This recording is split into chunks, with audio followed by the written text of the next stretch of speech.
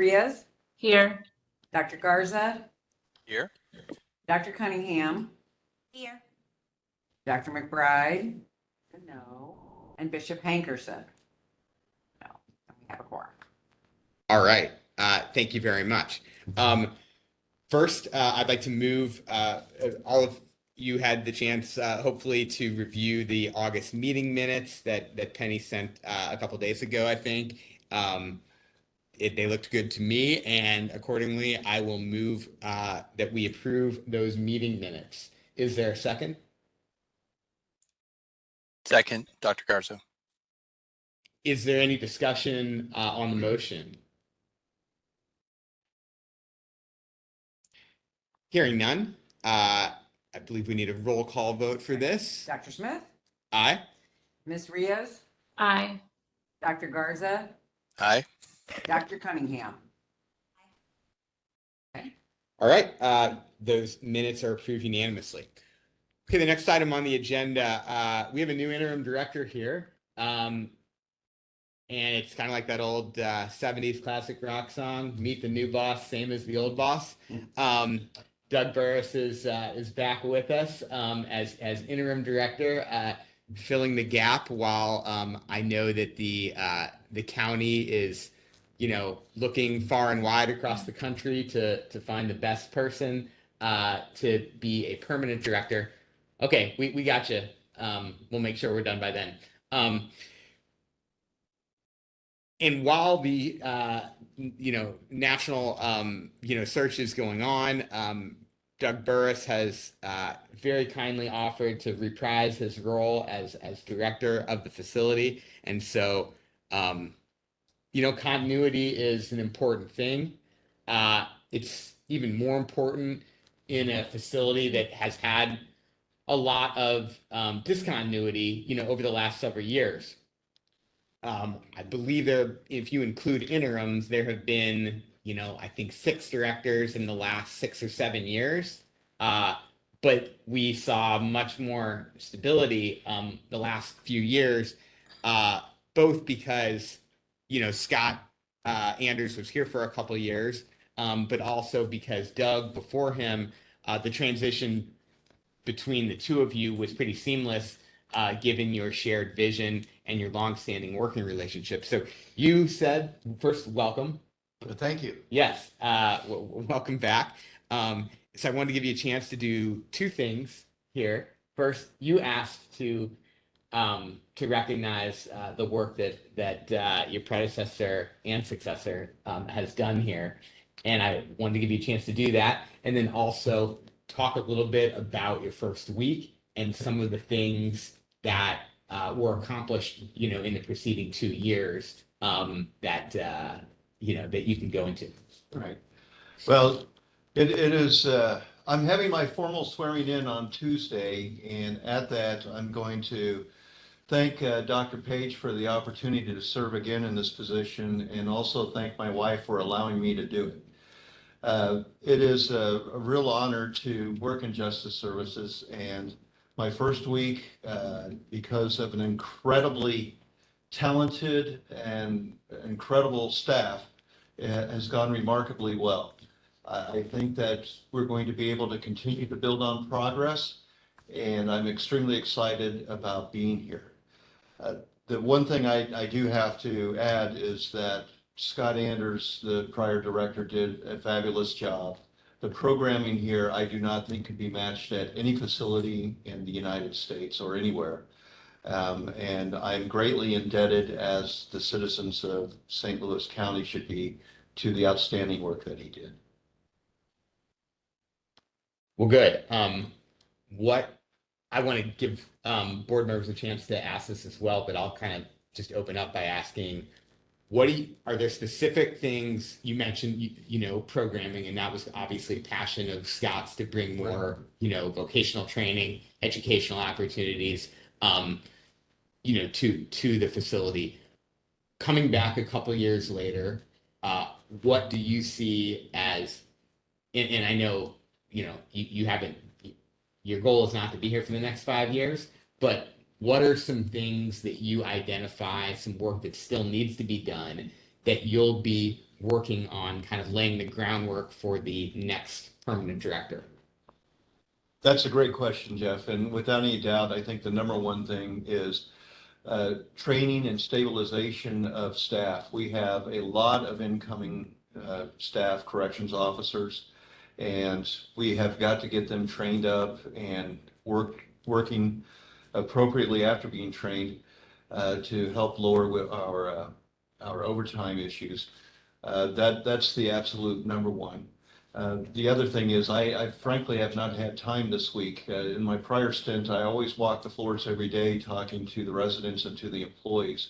And that's something I look forward to starting on Monday, doing to get their feedback on what really needs to be focused on. Board members?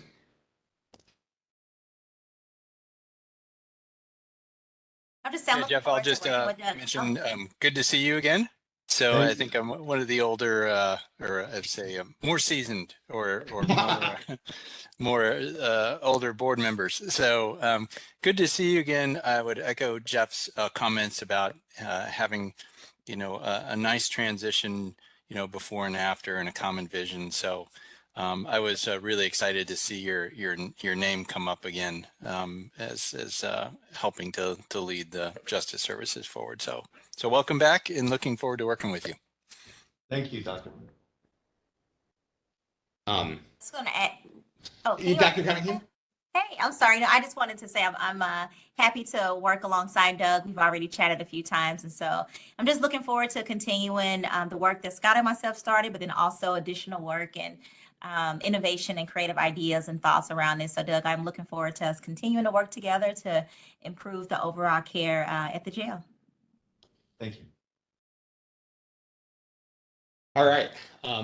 Well, speaking of your and Scott's shared vision, we want to talk for a few minutes about our shared vision that Nina Riaz has taken the lead in kind of working on over the last few months and kind of researching what had been done previously and wanting to try to make sure that the JSAB is operating under a shared vision. And so we're grateful to you, Nina, for digging into that. And so I've visited, with board members individually over the last several weeks as we've worked to formulate something and kind of what we landed on. And I'm going to just relay it here and then give board members an opportunity to either suggest edits or to make any comments. Our vision that we would like to put forth for adoption today is that the JSAB's vision is to provide advice supporting a just, safe, humane, and rehabilitative environment, and supporting a just, safe, humane, and rehabilitative environment, and fostering successful reentry and long-term recidivism reduction. So that is kind of where we arrived. It's a two-part statement. The first, which focuses on what happens here. The second, which I think recognizes the inextricable link between what happens behind these walls and what happens when people leave. We've discussed, I think, many times as a board that the trauma that the vast majority of people who are justice involved experience in childhood and before they are incarcerated is oftentimes exacerbated by trauma that happens inside the correctional facilities. And we've talked about, and that's been, I think, one of the enduring themes of our conversations over the last several years, is how can we create an environment that, instead of re-traumatizing people who are here, begins taking steps to help them heal and equips them with tools to be successful when they return. And so those are themes that we've touched on. Those are themes that I think come through in this vision statement. So I wanted to offer board members a moment to either reflect on that or just kind of give their own perspectives.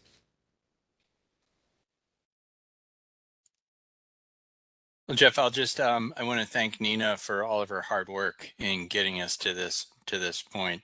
She really took this on as something that that we needed to get done, and it was through all of her hard work that we were able to get to where we are right now. And so, just want to thank her. Absolutely. Thanks, and thanks, Alex, and thank you again, Nina.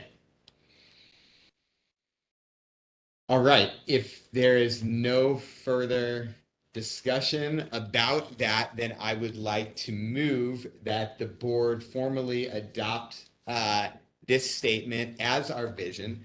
I can send you, I wasn't expecting you to record it all verbatim, but I will send you kind of what we've come up with for the record, if presuming that the board does approve it. So I'd like to make that motion to adopt that as the JSAB's official vision. Is there a second? I second the motion. Thank you, Nina. Any further discussion?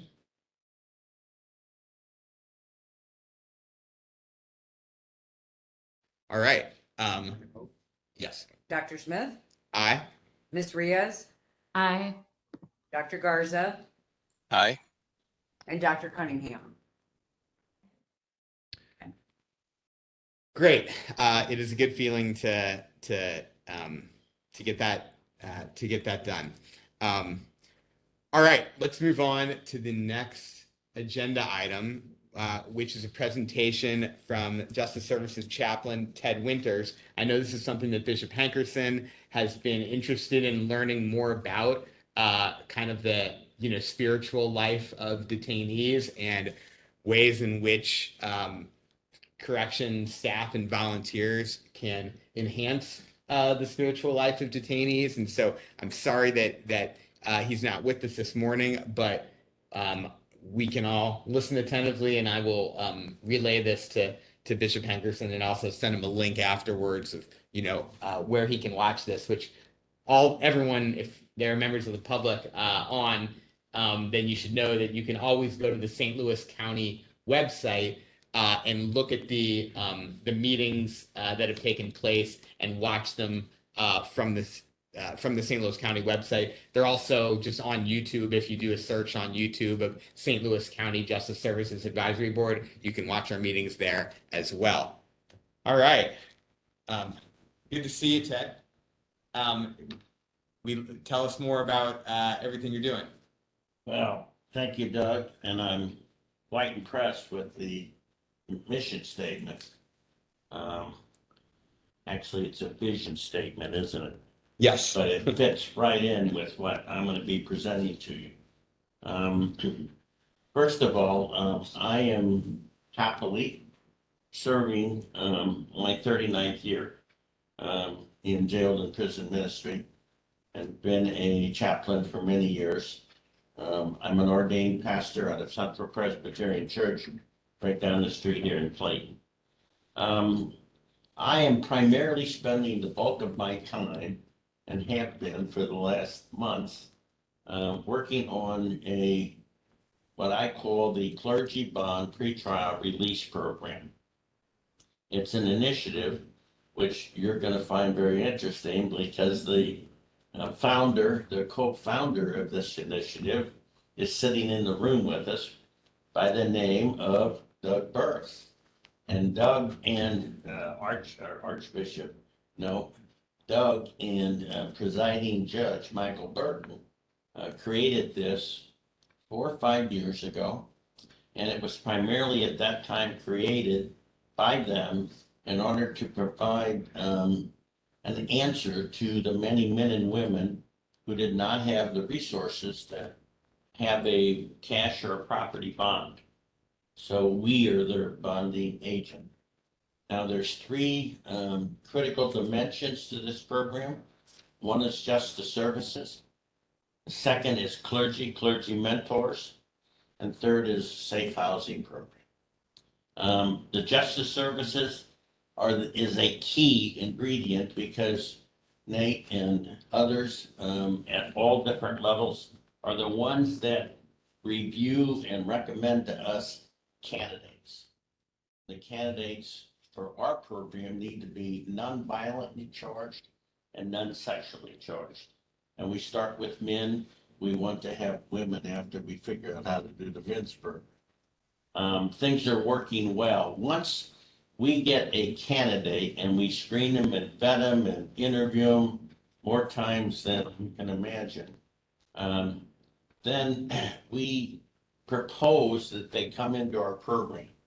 And frequently that means working with their attorney, obviously, and then the prosecutor and the judge to see if we can find them being assigned to our program. And we've been very successful with that. The second leg is a clergy mentor. That's something we created to add to the program. And we have 8 clergy mentors actively coming alongside. These are experienced pastors.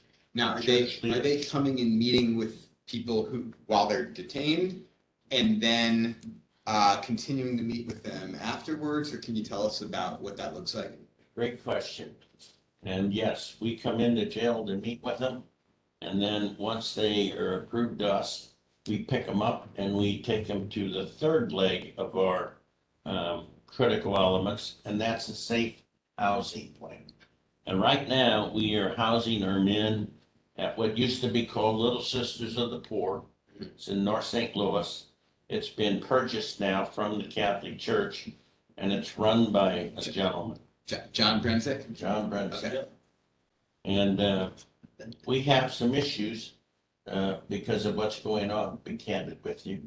So out at Little Sisters, there's a lot of drugs, there's a lot of alcohol, prostitution, both within the facility and outside of the facility. And our men, that's in front of them every day. So we have been working on our board. We have a very dynamic board. On our board is Archbishop Rosansky, and he's put me in tune with the real estate agent, or actually real estate guru for him, Tom Dubois. And he is, we've been working with him because we're looking for a safer facility.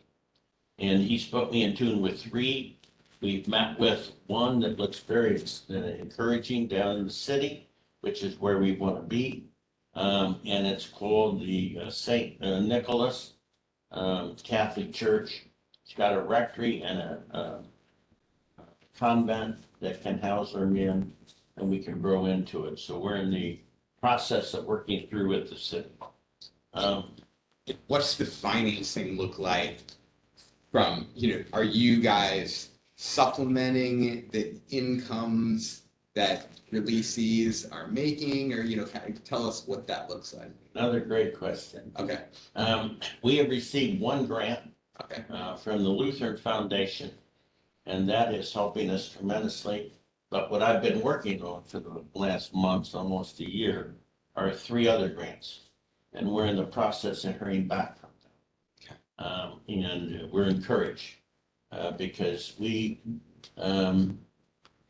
also have a group of 15 churches and donors and businessmen, and we're expanding that. But here's the good news, and then I'll shut up a little bit because it's running too late. We have received 20 men today, 25 men today. 4 of them ran immediately. 6 of them we had to kick out because of they were violating the regulations, both the court and the judge and us. But we have had 11 who have graduated. They have fulfilled the court requirements, they've fulfilled ours, they've been great citizens, and now they've moved on. We've helped them get jobs. And we have 3 more that are up for a court date next week, and we think they're going to be joining us. Now, here's why that's important. If you just look at the 11 out of 25, that's a recidivism rate, as we call it, a success rate of a little under 50%. But when you add the 3 additional ones, it's going up to 55%. Now, there's a national study from the Bureau of Federal Prisons about recidivism across the country of over 430,000 inmates that they tracked. And their recidivism rate was 82.5%. Will be back in jail or prison within less than 5 years, and now increasingly less than 3 years. If you take $120 a day, which is what we say it costs to fully house and expend for a person in jail, you can see for our 11 and for our, what we think will be 14 very shortly, we're saving the county a lot of money. We're also now involved. We were not getting, quite frankly, as many candidates because, again, of nonviolent, non-sexual. Of course, we had to screen for mental illness, which is a huge thing that we still need to be very cognizant of. But we were not getting as many good candidates out of here as we wanted to make sure this program tests effectively and efficiently. So we've expanded the city jail, and we're building great relationships there. We've expanded the St. Charles jail. We've expanded the Restoration Center to Pacific Prison, and we've got some starts with East St. Louis. So do you think maybe with all of those constraints, that it's too narrow a sliver of the population here at the county jail that's potentially eligible for this? Because, I mean, I would love to know, and maybe Aaron can enlighten us, you know, if not with a ballpark figure today, then perhaps with a better research figure next month. But what percentage of detainees here have no violent, are not in on a violent offense, or not in on a sexual offense, and don't have a mental health disorder? I'm guessing you're probably down in, like, you know, 1 out of 5. Well, Ish. we had a number, and Aaron, if you can give us an update, we had a number 3 years ago of 118 men Okay. that were apparently qualified. Getting close to what you said. Yeah, Yeah. but we need to update that because times change.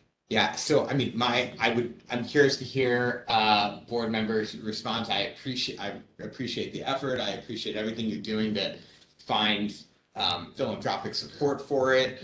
I appreciate your efforts to find a more stable and suitable and safe living environment. You know, if there are negative activities going on at Little Sisters of the Poor, my only concern would be that if we're narrowing our, you know, funnel that much, that some of the people that have the most need, you know, especially like, you know, it tends to be harder in my experience to find housing for people that have a violent offense or a sexual offense, you know, on their record. And so I'd love it if we could potentially broaden the scope of eligibility so that some who have the hardest time without a program like this might be able to get in, you know, not asking you to be less rigorous in all your vetting and the interviews that they go through, but I'm sure there's probably some people that maybe have an offense in one of those categories who might, you know, potentially be good candidates, would be my guess. What are your thoughts? Well, again, a great comment, a great perspective. We hear too often, very candidly, I don't want them in my neighborhood. And that means, okay, how do we answer that? And we answered that initially, and it seems to be somewhat acceptable, depending upon who we're talking to. Well, we're talking nonviolent, non-sexual issues. Would we want to take, because there's many different levels of sexual violent charges. Yes. We're aware of that. Would we want to increase that scope? The answer would be yes. Right now, we're not qualified to really deal with some of those issues, and we need to have better staff or knowledgeable staff. And if we get these grants, we can. Yeah. And then we also, very importantly, want to open up a program for the women. Won't be in the same facility. Yeah. Well, yeah, I mean, that makes sense. You don't want to just willy-nilly take people that have challenges that you're not equipped to address. I appreciate that. But like you said, there are lots of levels of sex offenses, you know, and you probably don't need the kind of like expert staff to deal with someone who's here on a, you know, public urination, you know, or some, you know, something that as opposed to like, you know, a rape of a child, right? And so, so it also, let me stop asking questions and let me see if board members have questions about the clergy bond program. Jeff, I don't know if I have a question. It's more sort of a maybe discussion or a statement. You know, housing is extremely challenging in and not just here in St. Louis, but this is a widespread issue. And then having facilities or access to places to help the unhoused is also very challenging, which I think is what the gentleman is articulating. Even beyond this population, it's challenging as well as we're learning, as we're entering more and more into the social determinant space. And so I think, you know, from what just very cursory, what you're explaining here seems like a good first approach. You're recognizing, Jeff, that there's always going to be more need and more people that need assistance for housing and other things. So, like I said, more of a statement than a question. I might add that what do we do when they come into our housing unit? We have classes that they are required to take. If they're not working, they must attend the classes. They include anger management, addiction, counseling, trauma counseling. We've got a trauma counselor,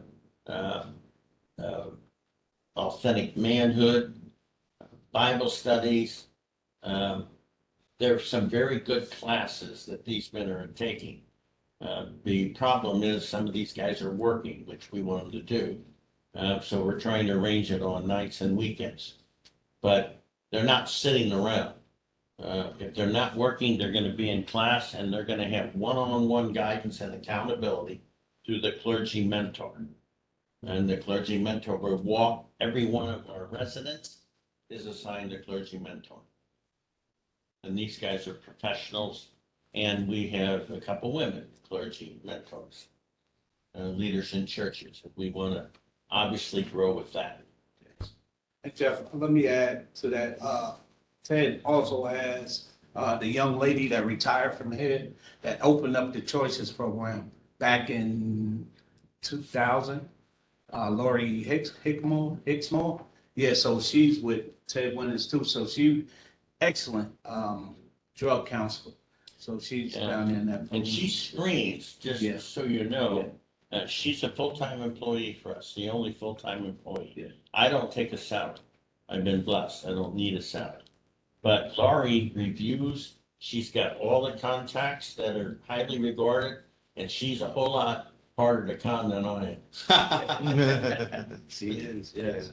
Yeah, and Jeff, I know we need to move on, but I'd just like to add, I have witnessed firsthand the work that Kathleen Winters has performed in our facility, and it is more valuable than I could ever state.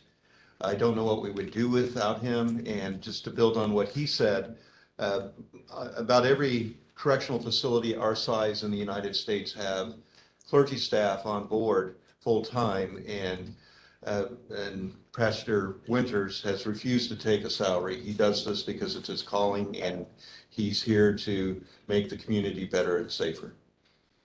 Well, thanks for sharing that. Thank you for the time that you give to this facility and to detainees and releasees. Thanks for conceiving of this innovative program. And yeah, please relay the board. Question, please. Yeah, go ahead. Sorry. Sorry, I have my hand up. You probably didn't see it. I have a question with the housing. And when you mentioned like addiction services and care, I guess my first question, do you all connect individuals to physicians or treatment centers in the area of mental health centers?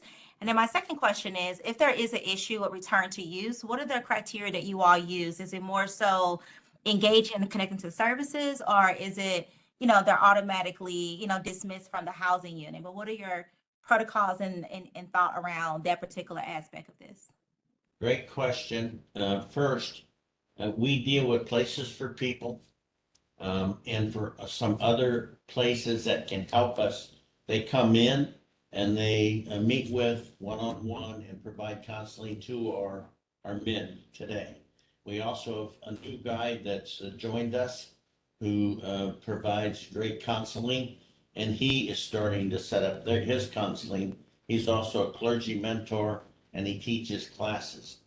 Now, when we run into a problem with some of our men, because we have, obviously, how do we deal with them? Lori Rogers is our the person that Nate was talking about. And she just digs right in to understand what's the truth and what's not the truth about what's going on. And if it's something very serious, we will boot them. And we have to, because we've got standards that the other men are looking at and that we need to uphold. But if it's something that we think we can deal with, that they're really trying to turn that around, we'll put them on probation and give them a second chance. I don't know if that fully answers. It does. Do you all counsel like abstinence only, or do you all accept individuals that may be connected for treatment? Because sometimes what I see take place is that individuals are accepted into housing facilities, and then since we know that addiction is a chronic disease, they're often kicked out of housing instead of connected to care for treatment and resources. So I'm just asking these questions. I think what you're doing is phenomenal, but I'm also very passionate and interested in making sure that we are providing holistic care and wraparound services. So that's why I'm asking those questions. Yeah. And so just to kind of piggyback on your question, and maybe Nina is best situated to answer this, given your work at Places for People, do you know if Places for People, like, I know they do intensive, behavioral health treatment, do they connect people, for example, with like medication assisted treatment through like ARCA or anything like that? Absolutely. And they also do provide them themselves. Oh, okay. I didn't know that. Yeah. Yeah. And we had a Places for People gentleman who came in and was doing a good job. And then he found another job, and we've been trying to work and meet to see if we can get him replaced. But we do have a couple of others who have experience that are coming in right now. But yeah, we want to work with as many other agencies, not to do things that they are better at doing than we are. Yeah. Thank you. Okay. Thank you guys for your questions. Thank you for the presentation. And yeah, we'll look forward to kind of continued updates on how that's going. And Jeff, if it's all right with you, Chaplain Winters has, I know, a meeting he has to prepare for. We could let him leave for the Good day. to see you. Okay. All right. Let's move to our next meeting agenda item, which is somewhat less pleasant to discuss than the last couple. So there's a recent article in the Post-Dispatch that I think board members are familiar with about a lawsuit that has been filed by a parent of a detainee who passed away in the facility in 2015. And I understand that that because of the pending litigation, we are not going to be talking about that specific case here today. But I am interested in some of the issues that were raised in that article, some of the allegations that have been made. And so, while this board, it's not in our purview to, and we're not able to go back and dig into something that happened 8 years ago, I think it is certainly in our purview to understand better the issues that have been raised and what's if systemic issues allegations of systemic issues from years ago that were raised. I think it's our job to understand if those issues have been addressed and where things stand with some of those policies. So I wanted to take a few minutes and ask both you, Doug, which you may have limited visibility into this since you've only been back a week, and maybe you as well, Dr. Cunningham, on the corrections medicine side, if you can speak to any of this. I guess my first question is, the software that was referenced in the article, and the allegation was that records, medical records, and Alex, this is probably something that you have questions about too. There were allegations that medical records had been deleted. And I think the software application was called Allscripts. Is that still the application that's being utilized? My advice is that we don't talk about issues involved in. Okay, thank you. Is that still the software application that we're using? Jeff, I don't believe I can speak to that or any of that. I understand your concern, but I don't believe I can address anything that's in that article. Do we know, can we talk about what the current policy is on record retention? Like if there are, messages from a healthcare professional to another healthcare professional regarding a detainee, can you speak to the policy? Can either of you speak to the policy on retention of those records? Like going forward, not what it may have been in 2015, but going forward. I'm not in a position to do so. Yeah, again, Jeff, in my opinion, I think that still ties back to the active litigation. And so again, I don't believe I can speak to any of the questions that you're asking me right now or asking Doug as well.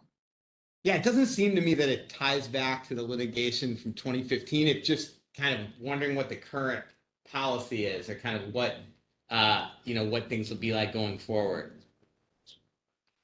What's going on? That's sprinkler. Okay.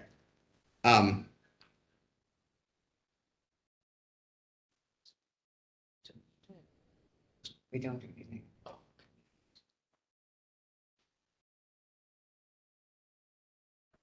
Okay. Alex, do you have any thoughts on best practices for record retention? Yeah, Jeff. So just a couple of clarifying things. So Allscripts is electronic health record. The health systems, at least the majority of healthcare systems in the St. Louis market, use a product called Epic. And so there's different vendors. It's basically software to help categorize or to create a patient record wherever care is being delivered. However, within and I'm just speaking about healthcare organizations now. So within a healthcare organization, there's a policy that's guided by federal regulation about the length of time that you have to retain a medical record. So old days, it was all, paper-based. Moving into the era of electronic health records, it's retention of all of that data. And I'd have to talk to our general counsel about, exactly what that length of time is, because I don't know exactly what it is. But that's, at least from the healthcare system's perspective, you have a policy on record retention. And so that's how it generally works. Okay, well, yeah, I mean, I think what I would love to know, maybe at next month's meeting, would be what are the jail's policies around record retention to ensure that we're adhering to the federal guidelines that Alex, referenced. We certainly wouldn't want to be out of compliance with any of that. And I'm, curious, and I think there are probably other people in the community that we're representing here who would want to be assured that the jail is compliant with those federal guidelines. And so if we could kind of take a look at that between now and next month, that would I know interest me. Yeah, and there's state guidelines too, Jeff. So great. Yeah, I think the state statutes were referenced in the article. So yeah, that would maybe we could just kind of flag that as something to add to the agenda next month. Once there's been an opportunity to review kind of current policy. Any other questions or thoughts on that topic? no, I think you covered it, Jeff. It really comes down to what's the policy. Yeah, which, with all due respect to the county counselor's office, I don't think questions about what the policy is going forward have any, I don't think pending litigation should in any way preclude us from being able to ask questions about, these important policies going forward. So, all right. Hearing nothing else, let's move on to an introduction of Corrections Medicine's new COO, Dr. Cunningham. Yes. So I am thrilled to have Ava to have joined our team this week. This is her first official week joining DPH, and she comes to us from Denver Health and Hospital Authority. She served as operations manager there, and then prior to that, she worked at BJC, St. Louis Children's Hospital. Have phenomenal CV with regards to operations and her years of experience. And so I'm excited that she wanted to join us, and I will turn it over to her to finish introducing herself. And so far this week, she has really taken a deep dive in asking questions and meeting people, and just overall a delight to have in the space over there. So Ava, I'll turn it over to you. Awesome. Thank you so much, Dr. Cunningham. And I am very excited to be here. Thank you for the opportunity. I have moved back from Denver, so St. Louis is home. So I am glad to be here to serve. And I am finishing my first week today. So really, the goal of this week was just visibility, walking the floors, meeting staff, meeting my neighbors. And as I said, I'm glad to be here, finishing the week, and then I am working on my schedule to have my one-on-one meetings set up for next week. So I am here, and please reach out if I can help with anything. So. And Dr. Cunningham, I would just like to say in her first week, it's clear of her intelligence and professionalism. So thank you for doing such a great job in hiring. Thank you. Thank you. Thank you, Ava. Thank you. So I may have mispronounced your name. So, because it looks like Eva, but it's Ava, right? Okay. Yes, it is. Sorry about that. No problem. Okay. Well, great. Welcome home from Denver. Yes. Yeah. Thank you. All right. Let's go to the dashboard. I know Aaron has been having some technical issues. Okay. You're good right now? This seemed to have resolved about 15 minutes ago, so. Okay, great. Well, Cross our fingers, we can get through another 10 minutes. Okay. All right, so we have officially switched over to Tableau, as I mentioned. I think it was a couple days after our last dashboard meeting, we were able to get, finally after some wrangling, we were able to get the Tableau dashboards up. So for those of you who haven't seen this yet, both the main DJS dashboard and the supplemental DJS dashboard are on one link now. So if you go to the Justice Services dashboard link, it has the main one here, and then you scroll down, and then you scroll down and the supplemental one is down there. I don't have a whole lot of changes to report this month. One thing I did want to note is that the population yesterday was at 1011. This morning it was at exactly 1,000. I did want to mention that the way that this dashboard updates is a little bit different than the way that it used to update. So when I did the dashboards in ArcGIS, I could update them whenever I want. Now I drop files into a Dropbox that's administered by the county data team, and they update once a day at 10 a.m. So the data point for today's population will probably be going up in about 7 minutes.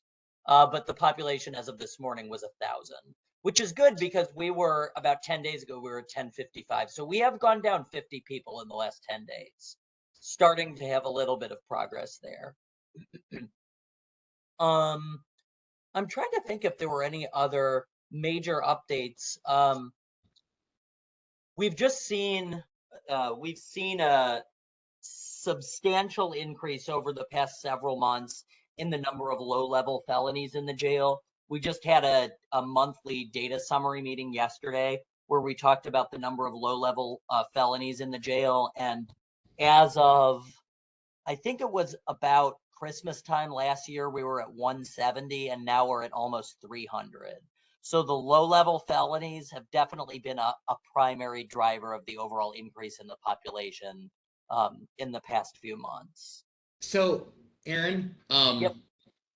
I mean, I've missed Beth Hubner for other reasons, but is this, because I know that a focus of hers in kind of the population review, group that she led has been trying to, lessen the number of people with this, so to what do we think this is attributable?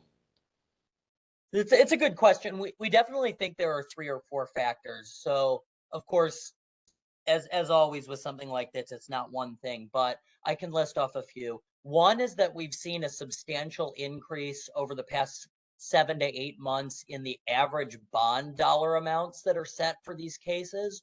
So we think that that's causing a fair amount of slowdown in kind of like a sort of a pause or a slowdown in our ability to get the CD&E felonies out. I think that it's to an extent an increase in the number of people going in, but I think even more so it's a decrease in the number of people going out, because I think I'm just doing this off the top of my head, but I think in about 10 or 11 months ago, the average bond dollar amount for the CD&E felonies who were long stayers, so 100 days or more, was something like 70-something thousand, and now it's 120,000. So we've seen the bonds go up substantially for low-level felonies, especially low-level felonies who have been here for 3+ months. So we think that's one thing. Do we have any insight into why that's happening? I mean, so we did notice that seemed to happen right around the time that the associate judges changed.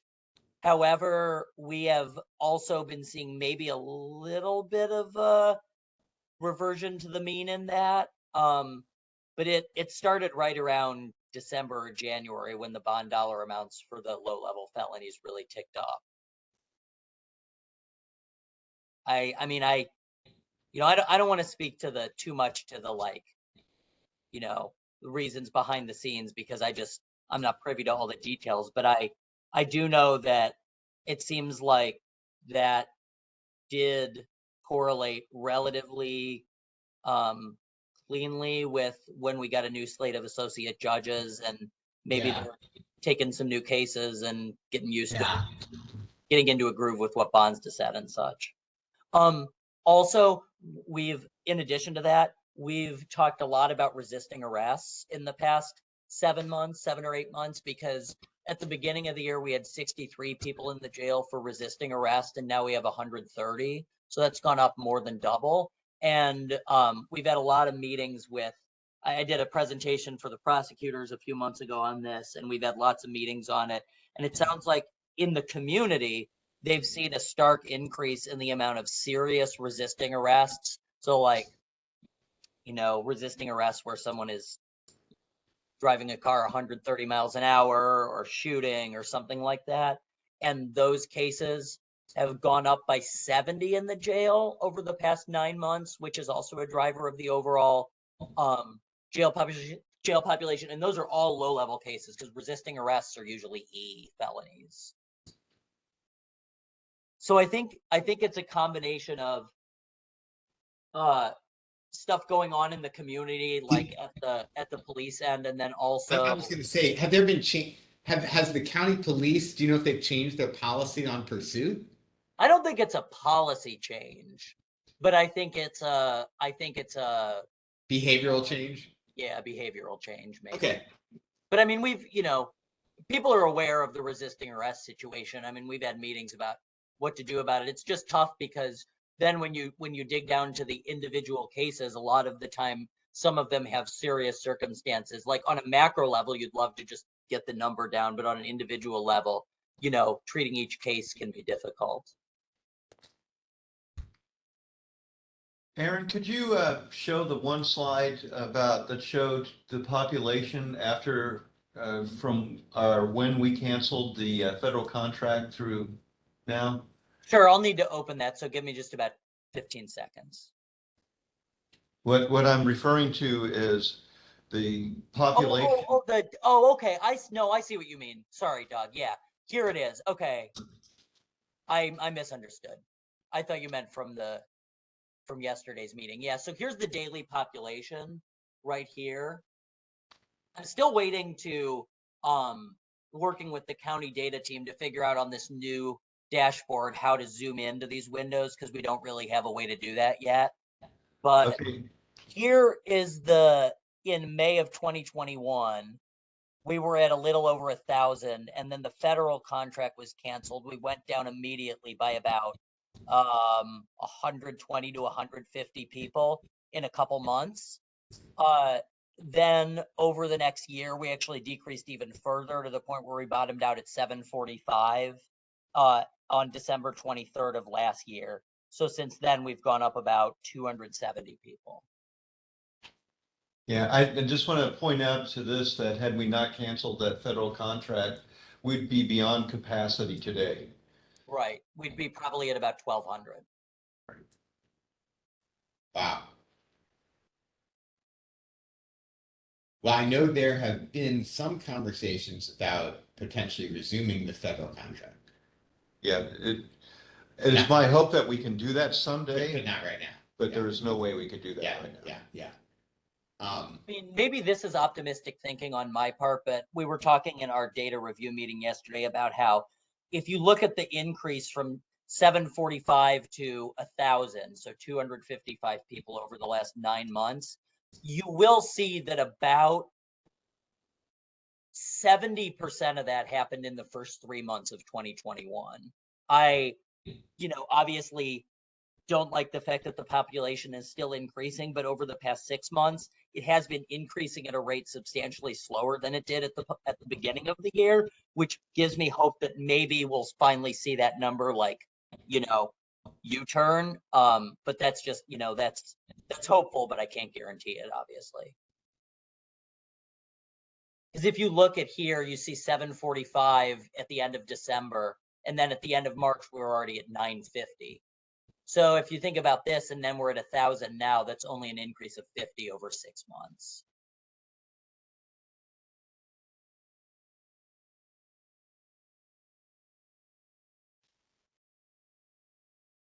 Okay, are there any, do you want to go ahead, Aaron? Yeah, the other thing I was going to mention, is just from the main dashboard is that if you look at this bottom right window, this shows the breakdown. Basically, it's an average across all days of a given month, but it shows the breakdown of what the pretrial population looks like in terms of felony and misdemeanor classes. So A felonies, B felonies, C felonies, D felonies, etc. And you can see that, if you look at, for example, the early 2022, there actually isn't that big a difference in how many A, B, and unclassified felonies there are. Like the height of the bar here is about the same as the height of the bar here. But you see that the pretrial population is way higher than it was maybe about a year and a half ago. And you can see that that's largely because these blue and green bars have gotten a lot bigger, and that's the low-level felony population. So this part of the chart here has expanded a lot over the past year and a half, whereas this part really has not moved a whole lot.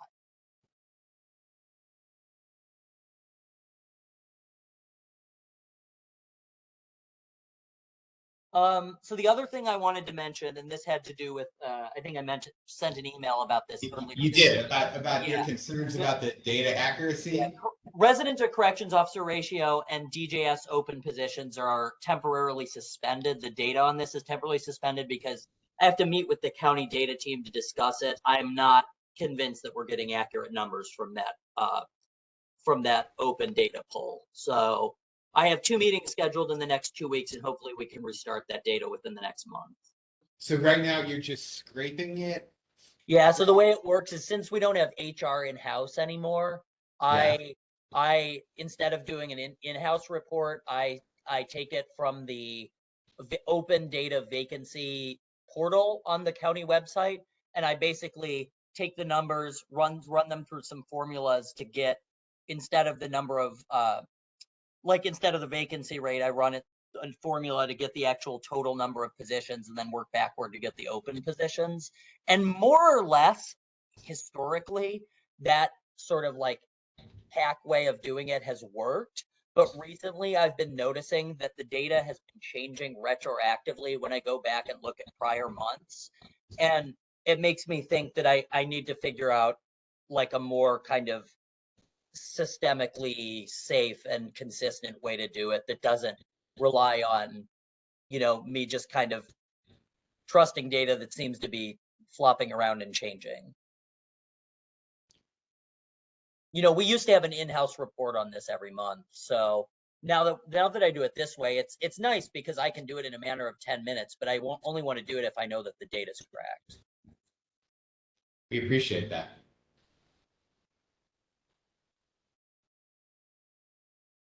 Okay. I think that's all from me. I'm happy to answer any questions. Questions from, can I just,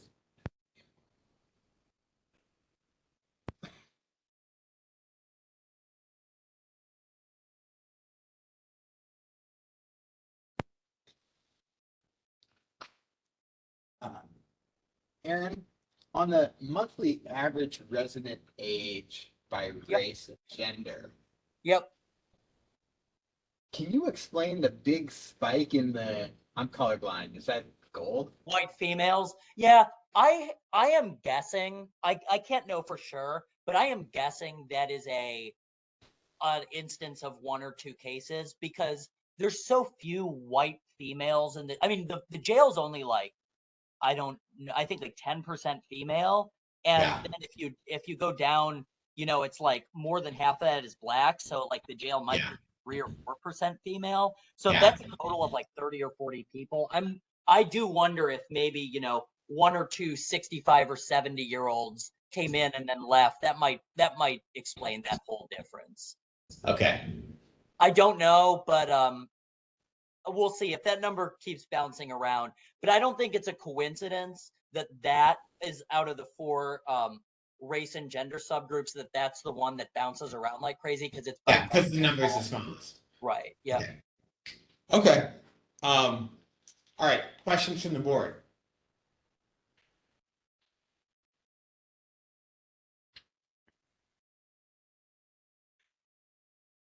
Jeff, I have one more question for you guys. You had mentioned that you were interested in seeing some kind of, forgive me, I don't remember the parameters, but some kind of subpopulation of the jail, a number of people who fit a criteria that you were talking about when you were talking about with Tad.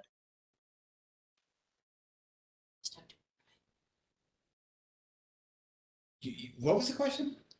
So you had mentioned when you were talking about it with the chaplain. Oh yeah. I was saying that I was concerned that if we were confining the clergy bond program to people that don't have a sex offense, don't have a violent offense, and don't have a mental health issue, then we're like talking about 20% of the jail or something, right? Sure. And those are the people. I'd have to look into that and see. The sex offense and violent offense is easy. Mental health is trickier. We don't just have like a checkbox in the data set for that, but we do have lists. So it might be possible. I can look into it and see if that's possible.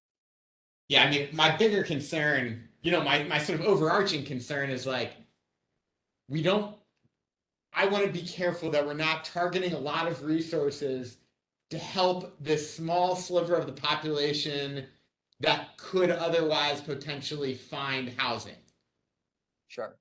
Right? And like, I want to, we know we're going to have finite resources, and I'd love it if we could focus those resources on the individuals that are going to have the most difficulty, finding housing. I do a lot of stuff, that my day job is in affordable housing, and so I'm always trying to help people with felony convictions find housing at developments of organizations that are members of the association that I lead. And frequently what I get back is, well, if they've got a violent felony, then we can't take them here. Or if they've got a sex offense, then we can't take them here. So, but when they don't have those things, then I can usually, get it done more quickly. And so I just want to be careful that we're not helping those who need the help the least, and if we could figure out some, maybe a better balance there. So I'll continue that conversation with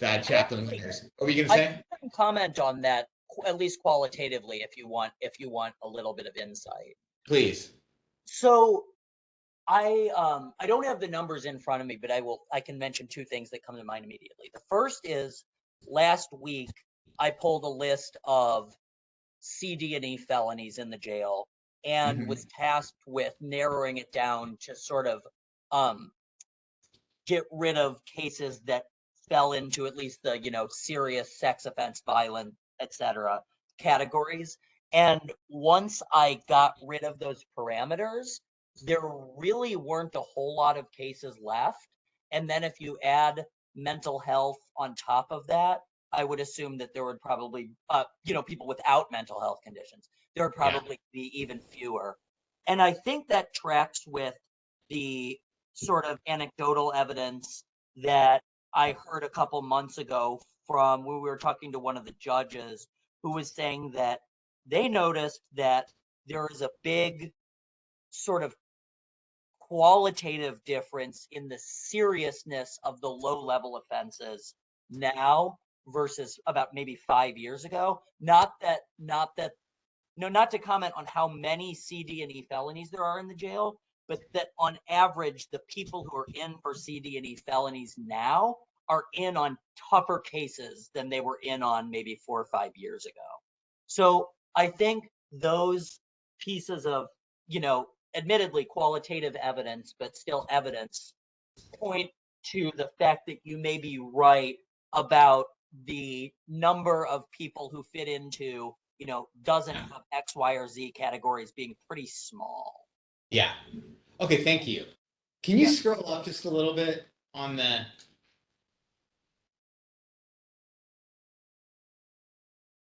Okay. I'll work on finding a way to blow these up. We don't have the capability yet, but okay, full screen these windows. Okay, any other questions from the board?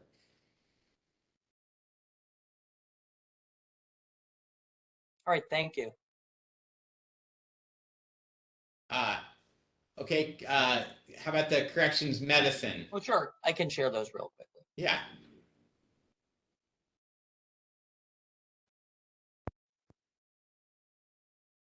I'm gonna be 50 in a couple months. I can't see anything anymore. No, that's okay. These ones, the ArcGIS ones, I can still blow up to full screen, but the Tableau ones I can't yet. I don't have any like big important updates on these. I always like to look at safety events, of course. Looks like it was 19 in August.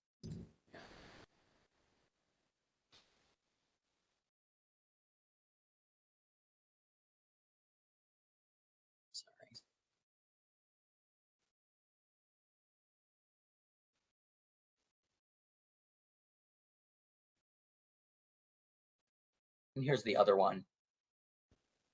Can you go back to open positions? For, Me- yep, corrections medicine. Yeah. Yeah.